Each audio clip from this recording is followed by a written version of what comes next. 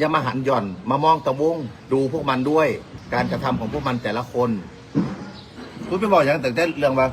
อยู่ได้ไม่ได้เพราะเงินเท่านั้นทั้งตีถือฮักนั่นถือฮักนี่ย้อนอย่างพิจารณาตัวเองบอสนุแห่งวงเสียงบีฮกออกมาไล่สดเดือดยาสู้ให้เปิดเผยความซัวของสู่พากันออกไปแล้วเบ้าขวัญวงเก่าว่าซันเดย์ทักทายสบายดี FC แฟนคลับแห่งเสียงวีฮกนกพงศกรคลิปนี้ก่อนนอนมาพบมาพ่อกันมีเรื่องเดือดดาลตอบโต้กันไปมาถึงแม้ว่านกพงศกรบอกว่าจบดราม่าเรื่องคนลาออกจากวงแต่มามือนี้ถึงมือบอสนุพวกเจ้าก็ฮู้แล้วว่าถ้าผู้ใดติดตามนกพงศกรแห่งเสียงวีฮกมาถ้าเรื่องใดมันฮอดบอสนุหรือว่าย่านุของน้องอาอายคือเรื่องนั้นมันสุดๆแล้วเหลืออดเหลือทนจึงออกมาเคลื่อนไหวบอสนุเพิ่นว่าจังใดเดี๋ยวค่อยจะไปขยายความให้ฟังบอสนุเพิ่นบอกว่าซุ้มที่ออกไปนั่นบ่แม่นว่าสู่ดีหมดทุกคนใดสู่ทิ่มประวัติสู่ทิ่มปมด้อยสู่ทิ่มแบบแนวคิดแบบขยะให้กับวงประวัติของสู่อยู่นี่บ่ธรรมดาตูฮู้หมดว่าสัญญาให้ตูเปิดเผยก็แล้วกันออกไปแล้วทิ่มโทษใส่วงนู่นนี่นั่นบ่เบิ่งกะโหลกกะลาหัวตนเองแน่ว่าสาเหตุย้อนหยังวงจึงเว้าให้โตวงจึงให้วงจึงด่าอยู่นี่บ่มีหัวหน้าบ่มีลูกน้องว่าซั่นเด้แม้แต่กระทั่งบอสนุเฮ็ดผิดบอสนุก็ต้องด่าบอสนุเฮ็ดผิดบอสนุก็ต้องด่าบ่มีลูกคุณหนูบ่มีลูกคุณนายอยู่ในวงนี้โอ้พูดแบบนี้เว้าแบบนี้คือชัดเจนหลาย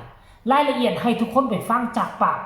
บอสนุแห่งเสียงวีฮกแล้วจึงมาพ้อกันในช่วงต่อไปออกจากนี้ไปนี่อย่าเบาอย่าลืมแบบความลับและความซัวของคนที่ออกไปแต่ละคนนี่มันบ่หน่อยเลยดิให้ที่ออกไปกับกลางอย่ามาตาดอย่างไปวงเพราะสูแต่ละคนที่ออกไปสูบ่ได้ไปแบบดีๆจะคนสูมีแต่ความซัวที่ถิ่มไปให้กูเห็นทั้งหมดเลยอยู่ที่กูที่เบาหรือบ่เบาเท่านั้นเองตรงไหนที่มีแตงดีที่เตียนให้เจ้าของมีแตงมีหม่องทำมาหากินในวงการบันเทิงต่อไปทำไปไม่ได้ว่าฉันไม่เคยมองบดี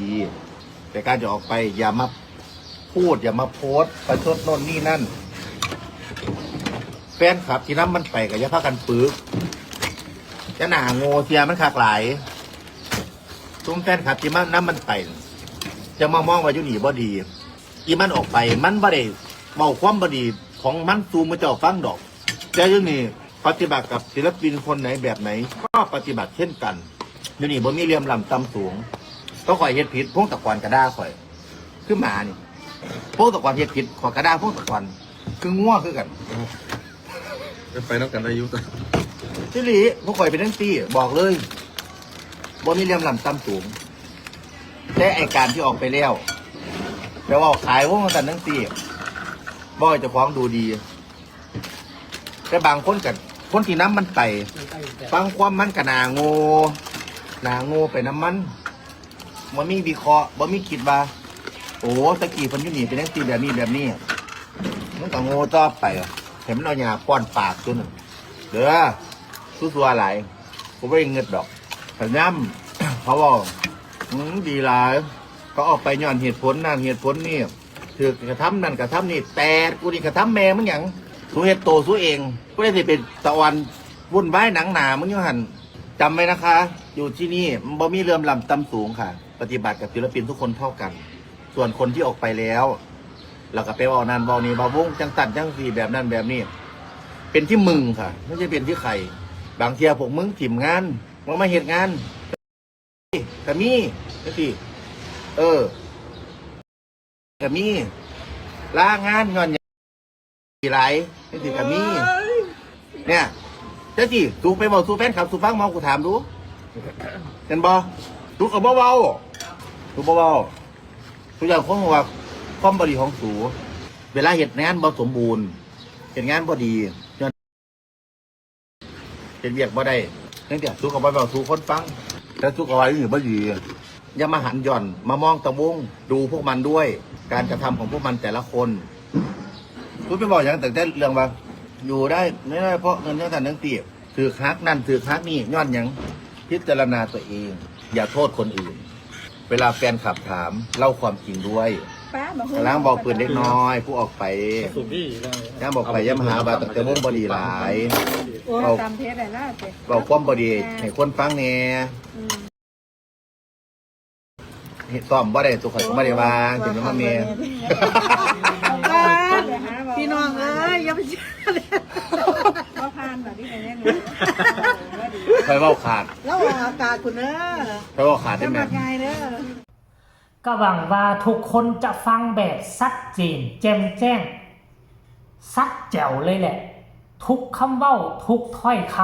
ำขนาดบอสนุบ่ได้เอ่ยชื่อใดแต่ค่อยคิดว่าคนที่เคยอยู่วงเสียงที่6และออกไป คงจะตื่นตัวว่าเพิ่นกำลังหมายถึงไผโหยมีทั้งเรื่องติดผู้ซอกติดผู้ทรายเวียกบ่การงานบ่สร้าง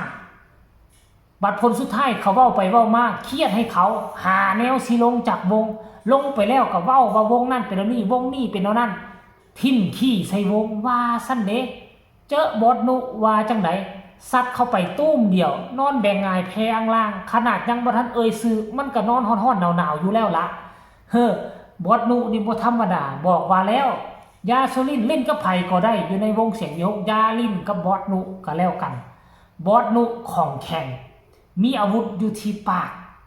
คันท่าคำใดที่เราเว้าออกมานั่นหมายความว่ามันมีมูลความจริงถ้าบ่เป็นความจริงถ้าบ่เหลืออดเหลือทนบอสนุแห่งเสียงเดียวหกจะบ่ออกมาเคลื่อนไหวเป็นอันขาดท่านผู้ชม FC แฟนคลับก่อนนอนคลิปนี้ก็เอาเรื่องเดือดดาลระหว่างบอสนุแห่งเสียงเดียวหกฝากไปถึงคนที่ออกจากวงไปและไปเว้าขวัญซ้ำบ่นำแล้วยังฝากไปฮอดอันพวกคันสิว่าจังไหนพวกที่งอหั่นน่ะติดตามศิลปินไปหั่นน่ะเดี๋ยวเขาก็สิเอาหญ้าให้พวกเจ้ากินว่าซั่นเด้ FC แฟนคลับตามเขาไปโลดว่าซั่นเด้มันก็มีนะ FC แฟนคลับบางจำนวนน่ะเสื้อศิลปินแบบโง่หัวบ่ขึ้นศิลปินเว้าหยังก็เสื้อศิลปินว่าวงเป็นนั้นวงแล้วนี่ผลสุดท้ายแล้วสิได้กินหญ้าคือบอสนุว่าแท้หั่นละเอาฝากฟังคลิปนี้ไว้ก็แล้วกันฝากทุกคนกดไลค์กดแชร์กดติดตามให้แน่เพื่อจะบ่พลาดคลิปดีๆแบบนี้ตลอดไปพบกันใหม่ในคลิปหน้าสวัสดี